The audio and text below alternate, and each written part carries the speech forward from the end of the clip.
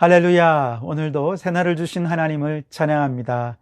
오늘 이 아침에 저는 여러분을 축복하며 하루를 시작하기를 원하는데요. 야곱의 축복으로 여러분들을 축복하기 원합니다. 여러분들은 담장 너머로 뻗은 나무입니다. 그 가지에 푸르른 열매처럼 하나님의 귀한 축복이 오늘 여러분의 삶 속에 주렁주렁 열매 맺히게 되어질 줄 믿습니다.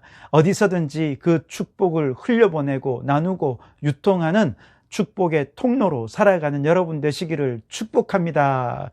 자, 그런 의미에서 오늘 야곱의 축복으로 함께 찬양하도록 하겠습니다. 함께 찬양하겠습니다. 너는 담장 너머로 뻗은 나무, 가지에 푸른 열매처럼 하나님의 귀한 축복이 삶에 가득히 넘쳐날 거야. 너는 어떤 시련이 와도 능히 이겨낼 강한 발이 있어. 전능하신 하나님께서 너와 언제나 함께 하시니 너는 하나님의 사람, 아름다운 하나님의 사람. 나는 널 위해 기도하며 내 길을 축복할 거야. 너는 하나님의 선물, 사랑스러운 하나님의 열매, 주의 품에 꽃 피운 나무가 되어줘. 아멘. 축복합니다. 자, 오늘 우리에게 주시는 하나님의 말씀은 사도행전 15장 36절에서 41절까지 말씀입니다. 봉독해 드리겠습니다. 며칠 후에 바울이 바나바더러 말하되 우리가 주의 말씀을 전한 각 성으로 다시 가서 형제들이 어떠한가 방문하자 하고, 바나바는 마가라 하는 요한도 데리고 가고자 하나 바울은 밤빌리아에서 자기들을 떠나 함께 일하러 가지 아니한 자를 데리고 가는 것이 옳지 않다 하여 서로 심히 다투어 피차 갈라서니, 바나바는 마가를 데리고 배 타고 구브로로 가고 바울은 실라를 택한 후에 형제들에게 주의 은혜의 부탁함을 받고 떠나 수리아와 길리기아로 다니며 교회들을 견고하게 하니라. 아멘. 오늘도 이 말씀을 통해 우리에게 주신 하나님의 음성을 듣게 되기를 바랍니다. 예루살렘 공의회를 마치고 바울과 바나바, 유다와 실라가 안디옥으로 내려와서 예루살렘 공의회의 결과를 성도들에게 전합니다. 그러자 안디옥 교회와 모든 교회에 하나님의 평안, 샬롬이 임하는 것을 경험하게 되었습니다. 그리고 그 후에 유다는 예루살렘으로 돌아갔지만 실라는 남아서 바울의 2차 선교 여행과 함께 하게 되는 것을 보게 됩니다. 오늘 이제 우리가 읽은 말씀은 이제 2차 선교 여행을 준비하고 시작하는 내용인데요. 먼저 바울이 바나바에게 1차 선교 여행에 갔던 그곳을 다시 한 번 더 방문해서 우리 형제들의 믿음을 굳게 세워가는 게 어떻겠는가 하고 제안을 하게 됩니다. 그러자 바나바가 이 제안을 흔쾌히 수락을 해요. 그런데 한 가지 조건을 답니다. 마가 요한도 데려가야 하겠다 하는 것입니다.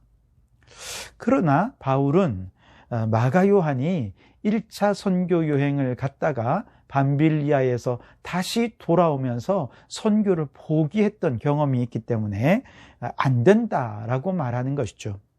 반면에 바나바는 사람이 한번 실수할 수 있지 다시 한번 또 기회를 준다면 더 잘할 것이다 생각하면서 데려가자 한 것이죠.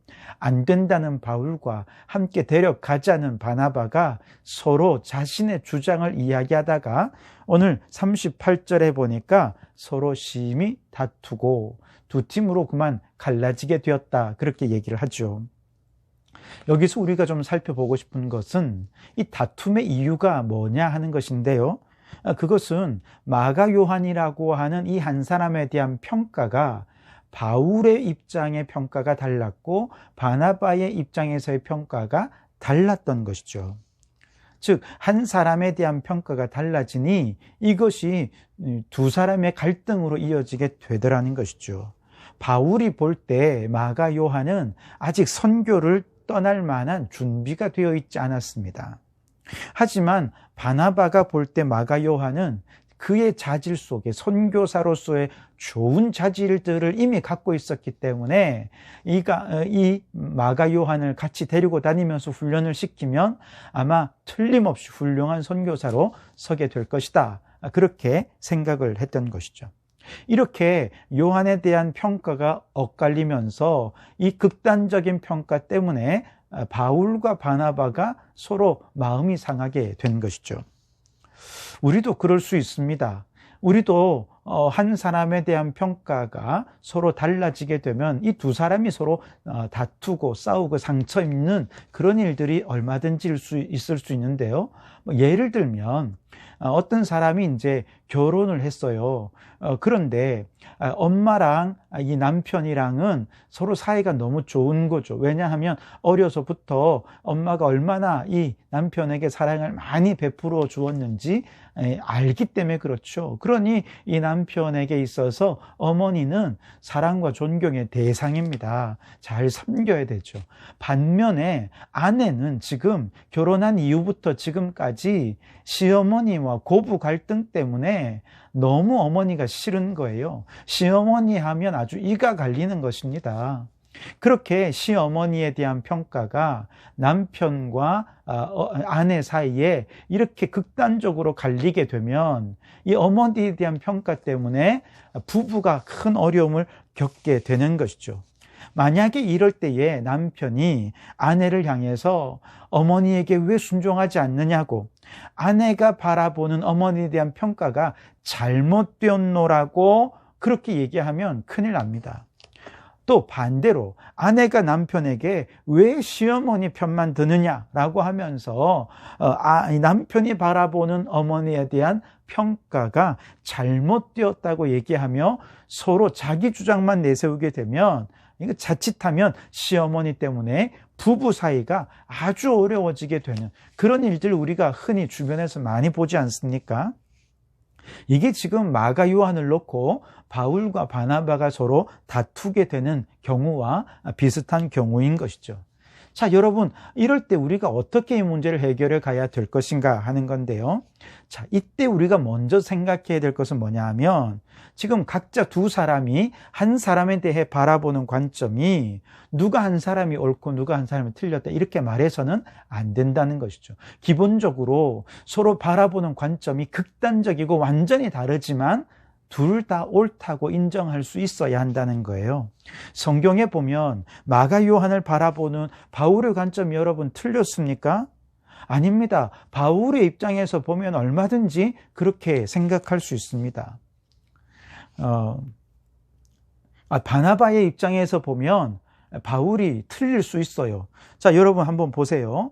바나바의 입장에서 바울을 생각하니 바나바의 입장에서는 한 사람 좀 키워가자는데 바울은 자꾸 한 사람의 가능성을 짓밟는 것 같고 그 가능성을 용납하지 않는 것 같아서 바울의 관점과 태도가 못내 서운하고 아쉽고 잘못됐다고 생각을 한 것이죠. 그러나 바울의 관점에서 보면 그 바울의 관점은 옳은 것입니다. 마가 요한은 당연히 실제로 1차 선교 여행 때 선교를 포기한 경험이 있기 때문에 아직 선교 여행을 감당할 만한 믿음도 어쩌면 체력도 안 되는 상황이었던 것이죠. 바울의 입장은 결코 틀리지 않다는 것이죠. 반대로 그렇다면 바나바가 마가 요한에게 대해 생각하는 관점은 어떻습니까? 바울의 입장에서 마가 요한을 이 바나바를 볼 때 바나바가 마가 요한과 생질 조카 관계거든요. 그러니까 이 친척이라고 너무 봐주는 것 아니야? 이렇게 생각하면서 바나바가 틀렸다 이렇게 생각할 수 있지만 그것도 잘못된 관점이라는 거예요. 오히려 바나바의 입장에서 보면 마가가 어렸을 때부터 어떻게 자라왔는지, 신앙생활을 어떻게 했는지 그건 너무 잘 알잖아요. 마가의 기질 중에 어떤 좋은 기질이 있는지 바나바보다 더 잘 알 수 있는 사람은 없잖아요. 그러니 바나바의 입장이 틀렸다, 그의 관점과 평가가 잘못됐다라고 말해서는 안 된다는 것이죠. 그러니 한 사람에 대한 평가가 이렇게 극단적으로 엇갈릴 때 우리는 누구 한 사람이 옳다, 누구 한 사람은 틀렸다 이렇게 극단적으로 옳고 그름을 나누어서는 안 된다는 거예요. 이럴 때는 각자의 관점에서는 옳다라고 인정하는 전제가 우리에게 있어야 돼요. 그래야 이것이 다툼으로 이어지지 않습니다. 지금 바울과 바나바는 나는 옳은데 저 사람은 틀렸다라고 생각하기 때문에 다툼이 있었고 갈라질 수밖에 없었던 것이죠. 우리가 이렇게 서로의 관점에서 바라보아야 할 이유가 있습니다. 그건 뭐냐면 하나님께서 한 사람을 창조하셨을 때 그 사람을 그렇게 단순한 존재로 창조하지 않으셨다는 것이죠. 즉, 한 사람을 이해하기 위해서는 다양한 관점들을 통합할 수 있어야 돼요. 생각해 보세요. 한 사람을 이해하기 위해서는 그 사람의 생물학적인 특성을 살펴야 됩니다. 그 사람의 인지적인 특성, 발달 단계의 특성, 또 그 사람의 또 어떤 사회적인 특성, 심리적인 특성, 또 영적인 특성까지 살피면서 그가 가진 여러 가지 특징들을 수평적으로 이해하려는 노력이 있어야 됩니다. 그게 다가 아니에요. 수직적으로도 그 사람이 이런 성격을 형성하기까지 어떤 삶을 살아왔는지 그의 히스토리를 알 수 있어야 돼. 그래야 그 사람에 대해 이해가 된다는 것이죠. 그리고 그가 자라온 환경 속에서 주변 사람들과 환경들은 어떤 영향을 끼쳤는지 그거 수직적인 것까지 이해할 수 있어야 된다는 것이죠. 이렇게 수평적으로 수직적으로 그 사람에 대해서 이해하려고 노력해야 겨우 그 사람에 대해 조금 이해했다라고 말할 수 있다는 것이죠. 그런데 내가 지금 그 사람에 대해 경험한 이 한쪽 측면 가지고 그 사람은 이런 사람이다 쉽게 평가한다면 그건 정말 오산이고 대단한 교만일 수 있다는 것이죠. 우리는 평생 가도 한 사람을 다 이해할 수 없습니다. 그렇기 때문에 우리는 어떤 관점을 가져야 하냐 하면 그 사람에 대해서 다른 사람이 그 사람을 평가하는 관점들을 수용함으로써 통합함으로써 서로 그 사람에 대해서 더 깊이 이해하려는 마음들이 우리에게는 먼저 있어야 한다는 것이죠. 그래서 이런 관점으로 오늘 바울과 바나바를 생각해 보면 바울과 바나바는 각자의 관점에서 마가 요한을 바라보는 평가와 관점은 다 옳은 것입니다. 그리고 이제 두 사람이 바라보는 평가들을 종합해서 평가할 수 있어야 한다는 것이죠. 그랬다면 아마 이제 먼저 마가 요한에 대해 잘 이해하고 그 사람을 충분히 알아가려는 노력을 하고 난 다음에 그 다음에 선교를 계획했다면 아마 훨씬 더 풍성한 사역을 할 수 있었을 거라 생각이 들어요. 그런데 그러지 못하니 서로 다툴 수밖에 없었던 것이죠. 이렇게 된 이유는 지금 특별히 바울의 관점 속에서 너무나도 하나님의 사역, 선교, 일 이것이 너무 앞섰기 때문에 사람을 이해하려는 노력을 뒷전으로 흘려보낸 데서 원인을 찾을 수가 있을 것 같습니다. 바울은 선교를 너무 우선시했어요. 그래서 요한이라고 하는 한 사람을 이해하려는 노력, 그것을 뒤로 미루었죠. 그냥 어떻게든지 빨리 선교 여행을 떠나고 열매를 맺고 그래서 이 선교의 열매를 통해 하나님을 기쁘시게 하는 일들을 감당하려 했던 이 사역이 앞서고 일이 앞장서다 보니까 마가 요한은 이해하는 노력들을 뒷전으로 보낼 수밖에 없었던 것이죠. 반면에 바나바는 일보다 사람이 우선인 사람이었습니다. 선교 사역에 서툰 요한으로 인해 좀 사역이 더뎌진다 하더라도 좀 어려움이 겪어지고 또 좀 힘든 일들이 있다 하더라도 함께 선교하면서 그 안에 있는 좋은 선교적인 기질들을 개발하고 발전시킬 수 있다면, 그렇게 해서 한 사람의 훌륭한 선교사를 키워낼 수 있다면 아마 세워진 이 마가 요한이라고 하는 한 사람의 선교사를 통해 하나님의 선교는 더욱더 다양하고 확장된 모습으로 전개될 수 있지 않겠습니까? 그래서 여러분, 우리가 이런 관점으로 우리 자신을 한번 좀 생각해 볼 수 있었으면 좋겠어요. 혹시 우리가 너무 일 중심은 아닌가요? 사울이 참으로 귀한 사도요, 주의 일꾼이었지만 그러나 너무나도 사명에만 집중했던 사람이었던 것 같아요. 좀 더 사람들을 돌아볼 수 있는 여유가 있었다면 어떨까요? 한 사람을 좀 더 이해하고 사람을 키워내려는 마음들이 바울의 마음 속에 있었다면 아마 바나바의 관점도 얼마든지 수용할 수 있었고 다투기보다 더 좋은 결론에 도달할 수 있었을 것 같습니다. 비록 두 사람이 다툼으로 인해서 선교 사역하고 그렇게 갈등을 겪게 되지만 다행히 하나님께서는 이 일을 통해 선교팀이 두 팀이 되게 하시지 않았습니까? 그러면서 이제 선교는 또 다른 국면을 얻게 되었습니다. 즉, 합력하여 선을 이루시는 하나님께서는 인간의 갈등, 인간의 실수조차도 선한 열매를 맺게 해 주신 것이죠.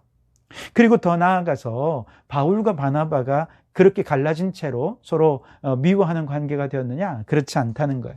후에 두 사람은 화해하게 되었고, 그래서 바울은 바나바를 칭찬을 하기도 하고 또 바나바에게 은혜를 돌리기도 했어요. 마가 요한에 대해서도 역시 마찬가지입니다. 그 때문에 우리가 이렇게 갈라졌노라고 요한을 영원히 미워한 채로 있었던 것이 아니라 마가 요한도 바울이 다 품어가요. 그래서 나중에 골로새 교회에 바울이 편지할 때 요한을 영접해라, 그렇게 이야기하는 그런 내용들을 우리가 골로새서의 말씀을 보게 됩니다. 즉 마가를 그렇게 챙기는 그런 관계가 되었던 것이죠. 그래서 여러분, 오늘 우리가 바울처럼 너무 일과 또 너무 사역에만 관심을 갖다가 사람을 놓쳐서는 안 되겠다 하는 것입니다.